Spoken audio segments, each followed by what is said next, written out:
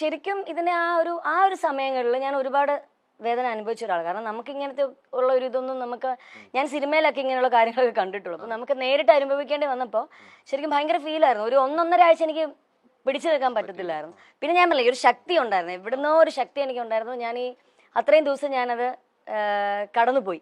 പക്ഷെ അതിനുശേഷം ഈ പറഞ്ഞ പോലെ വന്ന് പല സ്ഥലങ്ങളിലും എന്നെ ഒഴിവാക്കേണ്ട സാഹചര്യങ്ങൾ എനിക്ക് ഉണ്ടായിട്ടുണ്ട് ഇതിന്റെ പേരിൽ. ഇപ്പം ഓഫേഴ്സ് ആണെങ്കിലും സീരിയൽ ആണെങ്കിലും ഒക്കെ ഇങ്ങനെ ഇതിന്റെ പേരിൽ പല സ്ഥലത്തും എന്നെ ഒഴിവാക്കിയിട്ടുണ്ട്. ജയിലിൽ കിടന്ന ആളെയൊക്കെയാണ് സീരിയൽ അഭിനയിപ്പിക്കുന്നത്.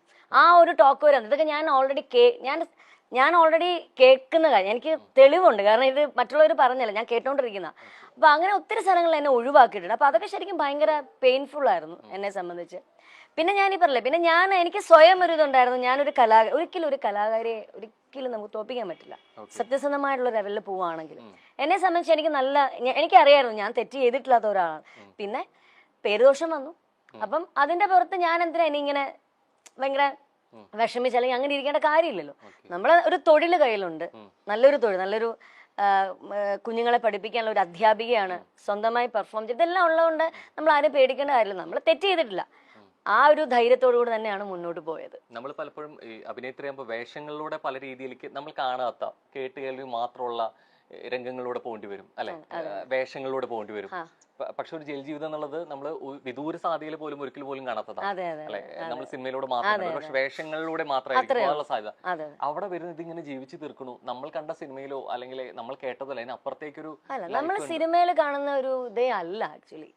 അങ്ങനെയുള്ള ഒന്നും ഇല്ല സിനിമയിൽ. നമ്മൾ കാണുന്ന അവരെ ബുദ്ധിമുട്ടില്ല. നമ്മളിപ്പോ സിനിമയിൽ കാണുമ്പോൾ അവരെ അടിക്കുന്നു, ഇടിക്കുന്നു, അങ്ങനെ ഇങ്ങനെ ഭയങ്കര ബുദ്ധിമുട്ടുകൾ അനുഭവം. പക്ഷെ ഇത് അങ്ങനത്തെ ഉള്ള ഇതൊന്നും ഉണ്ടായിരുന്നില്ല ജയിലിൽ. പിന്നെ എന്താണ്, നമുക്ക് പലതരത്തിലുള്ള സ്വഭാവമുള്ള പലതരത്തിലുള്ള ആൾക്കാരെ അവിടെ കാണാൻ പറ്റി. എന്നെ സംബന്ധിച്ച് കാണാൻ പറ്റി. പിന്നെ പലരുടെ വിഷമങ്ങൾ അതിനകത്ത് കിടന്ന് നമ്മള് നേരിട്ട് കണ്ടു. 49 ദിവസം ജയിലിലായിരുന്നു. ഒന്നുമില്ല, പരിഗണന ഒന്നും ഉണ്ടായിരുന്നില്ല. എല്ലാവരെയും പോലെ തന്നെ നമ്മൾ താഴെ പായലും അതുപോലൊക്കെ തന്നെ എല്ലാവർക്കും ഉള്ള അതേ പരിഗണന തന്നെ നമുക്കും ഉണ്ടായിരുന്നുള്ളൂ. പിന്നെ ഞാൻ പറയില്ല, കുറേ അവിടെയുള്ള എൻ്റെ കൂടെ തന്നെ. പിന്നെ എനിക്കൊരു ചെറിയത് ഉണ്ടായിരുന്നു വെച്ചാൽ എൻ്റെ കൂടെ ഒരാളെ ഉണ്ടായിരുന്നുള്ളൂ. ഒരുപാട് പേർക്കൊപ്പം അല്ലായിരുന്നു ഞാൻ ഉണ്ടായിരുന്നത്. അപ്പം എൻ്റെ കൂടെ ഒരു അമ്മ ഉണ്ടായിരുന്നു, ഒരു പ്രായമുള്ള ഒരു അമ്മയായിരുന്നു. അപ്പൊ ആ അമ്മയായിരുന്നു എൻ്റെ കൂടെ ഉണ്ടായിരുന്നു. പക്ഷെ അവരുടെ ജീവിത അനുഭവങ്ങളൊക്കെ കേൾക്കുമ്പോൾ ഒന്നും സംഭവിച്ചിട്ടില്ല. അതുപോലത്തെ ഒരു ഇതായിരുന്നു എൻ്റെ കൂടെ. അപ്പം കാരണം അവരുടെ വെറുതെ എന്തോ ഇതുപോലെ ഒരു അലിഗേഷന്റെ പുറത്ത് അവര് ജയിലിൽ വന്നതാ. എന്നിട്ട് അവർക്ക് ജാമ്യം കിട്ടിയിട്ട് ഒരു കുറഞ്ഞത് 3-4 വർഷമായിട്ട് അമ്മ ആ ജയിലിൽ കിടക്കുക. അവരെ കിട്ടിയിട്ട്, കാരണം മോന് നാളെ വരും, മറ്റന്നാൾ വരും, ഇങ്ങനെ പ്രതീക്ഷിച്ചു കൊണ്ടുവരാൻ വരും എന്ന് പറഞ്ഞ് വിളിച്ചു പറയും. ഫോൺ വരും, അമ്മയ്ക്ക് ഫോൺ വരും, ഞാൻ ഇങ്ങനെ വരും, അമ്മ നാളെ വരും. അങ്ങനെ ഇവരിങ്ങനെ പ്രതീക്ഷിച്ചില്ല. 3 വർഷമായി.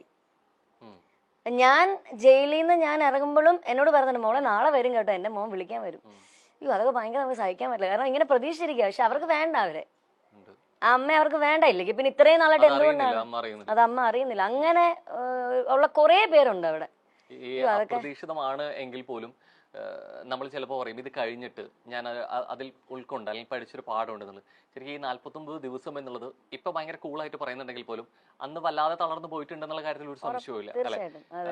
അതിൽ നിന്ന് ഉൾക്കൊണ്ടത് എന്തായിരുന്നു ശരിക്കും ഉൾക്കൊണ്ട പാഠം? അല്ലെങ്കിൽ അതിൽ ഉൾക്കൊണ്ട പാഠം ഇതായിരുന്നു, നമ്മള് ഈ പറഞ്ഞ പോലെ എന്നെ സംബന്ധിച്ച് ഓരോരുത്തർക്ക് ഓരോ രീതിയിലല്ല. എന്നെ സംബന്ധിച്ച് ഞാൻ പഠിച്ചൊരു പാഠം എന്ന് വെച്ചാൽ ഈ പറഞ്ഞ നമ്മൾ അധികം ആരെയും വിശ്വസിക്കരുത്. പിന്നെ രണ്ടാമത്, നമ്മള് തെറ്റ് ചെയ്തിട്ടില്ലെങ്കിൽ നമ്മൾ ഒന്നും പേടിക്കേണ്ടതല്ല, ദൈവം നമ്മുടെ കൂടെ ഉണ്ട്, നമ്മൾ മുന്നോട്ട് പോവാം. അതാണ് ഞാൻ പഠിച്ചൊരു പാഠം.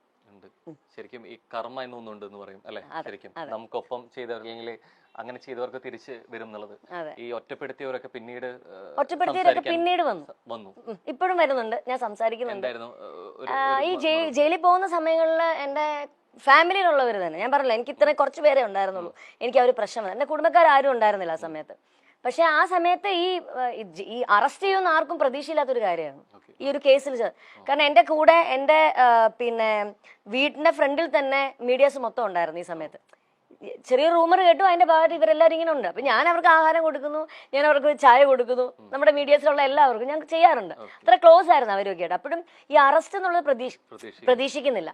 അപ്പൊ എന്റെ കുടുംബത്തിലുള്ള 1-2 പേര് അവിടെ നമ്മുടെ വീട്ടിലോട്ട് വരുന്ന സമയം വന്ന് കേറാൻ പോകുന്ന സമയത്താണ് ശരിക്കും ഈ പോലീസ് ജീപ്പ് വരുന്നതും എല്ലാം പെട്ടെന്നായിരുന്നല്ലോ, വരുന്നു, വിളിക്കുന്നു, പോകുന്നു, ഇങ്ങനായിരുന്നു. അപ്പം ഇവര് വന്ന് കയറിയവര് ഇത് കണ്ട് പേടിച്ചിട്ട് അവിടെ ഉള്ള, അതും പറഞ്ഞത് മീഡിയാസിനോട് തന്നെ പറഞ്ഞു, അയ്യോ ഫാമിലി ആണെന്ന് അവരോട് പറഞ്ഞു ഞങ്ങളെയും കൂടെ. അപ്പോഴാണ് പറയുന്നത് ഇങ്ങനെ പോലീസൊക്കെ ഉണ്ടെന്ന് പറഞ്ഞപ്പോഴത്തേക്കും അയ്യോ എന്നാൽ ഞങ്ങളെയും കൂടെ അറസ്റ്റ് ചെയ്യുമെന്ന് പറഞ്ഞ് ഈ വന്ന കുടുംബക്കാർ തന്നെ തിരിച്ചങ്ങ് പോയി. അങ്ങനെ കുടുംബക്കാർ തന്നെ ഈ സമയത്ത് ആരും ഉണ്ടായിരുന്നില്ല. ഞാനും എൻ്റെ അമ്മയും, ഞാൻ ജയിലിൽ പോയ സമയത്ത് അമ്മയും അമ്മുമ്മയും അമ്മയുടെ ആങ്ങളെയും മാത്രമേ ഉണ്ടായിരുന്നുള്ളൂ. പിന്നെ ഈ പേരൻസും ഇടയ്ക്കിടയ്ക്ക് വരുമായിരുന്നു, 2 ദിവസം കൂടുമ്പോൾ അവരെ അമ്മയുടെ അടുത്ത് വരുമായിരുന്നു സംസാരിക്കാനും ഒക്കെ ആയിട്ട്. അല്ല ഒരൊറ്റ കുടുംബക്കാരുണ്ടായിരുന്നില്ല. പക്ഷെ ഇപ്പൊ ജയിലൊക്കെ നിന്ന് ഇറങ്ങി വന്ന് സ്കൂളുകളിലൊക്കെ ക്ലാസ് എടുക്കാൻ പോയി, പ്രോഗ്രാംസ് ഒക്കെ ചെയ്യാൻ തുടങ്ങി. കുറച്ചും കൂടെ പഴയതിലും എനിക്ക് തോന്നുന്നു കുറച്ചും കൂടെ ഒന്ന് ആക്റ്റീവായിട്ട് വന്നപ്പോൾ ഈ പേടിച്ച് വന്നവരൊക്കെ ഇപ്പൊ തിരിച്ചു വരുന്നുണ്ട്, സംസാരിക്കുന്നുണ്ട്. ഞാനും അതനുസരിച്ച് നമുക്കും പ്രശ്നമൊന്നുമില്ല, നമ്മൾ സംസാരിക്കുന്നു, അങ്ങനെ പോകുന്നു. ഇപ്പൊ മനസ്സിലായി ആരൊക്കെ ഉണ്ടായിരുന്നു ഈ സമയത്ത്, ആരൊക്കെ നമ്മുടെ കൂടെ ഉണ്ടായിരുന്നു എന്നുള്ളത് നമുക്ക് മനസ്സിലായി. ഒപ്പമുള്ളവർ ആരൊക്കെ ആയിരിക്കും ഉണ്ടാവുന്ന തിരിച്ചറിയണമെങ്കിൽ നമ്മളൊരു പ്രതിസന്ധിയിലെത്തിയെങ്കിൽ മാത്രമേ അറിയാൻ പറ്റൂ. അത് കൃത്യമായിട്ട് തിരിച്ചറിഞ്ഞു. ഭയങ്കരമായിട്ട് നമ്മൾ ചിലതൊക്കെ ഉണങ്ങിപ്പോയി കഴിഞ്ഞാലും ഈ മനസ്സിൽ കേട്ട ഈ കോറൽ ഇത് ഉണങ്ങാതെ അല്ലെ കെടുക്കുമെന്ന് പറയാറുണ്ട്.